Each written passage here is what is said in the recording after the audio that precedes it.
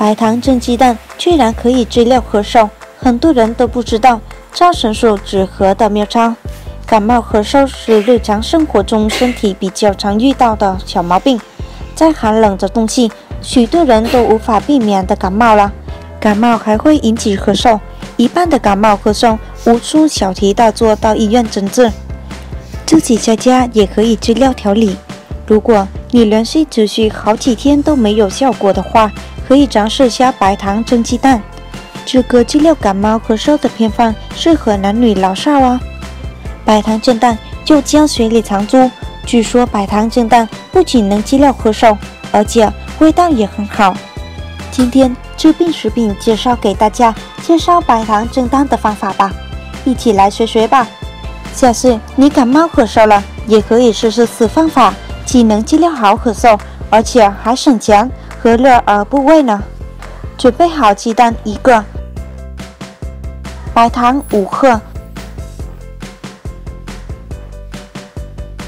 香油5克，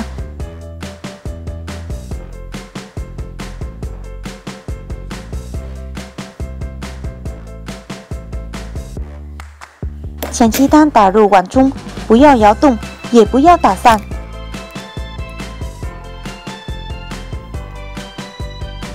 在碗中的鸡蛋表面撒入白糖，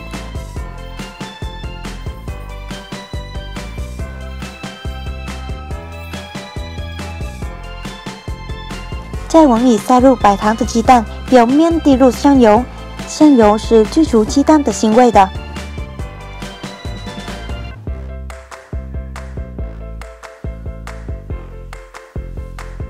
将鸡蛋放入锅中蒸至10几分钟，若放入微波炉中，开大火蒸1分钟即可。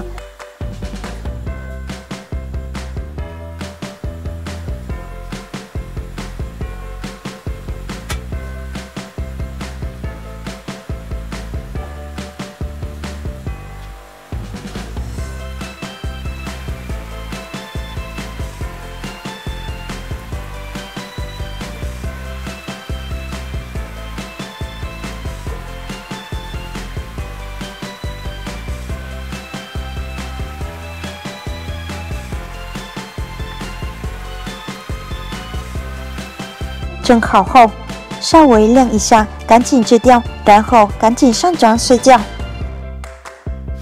白糖蒸鸡蛋这个治疗感冒咳嗽的偏方适合男女老少采用，在感冒初期坚持服用3天，症状会有很大改善。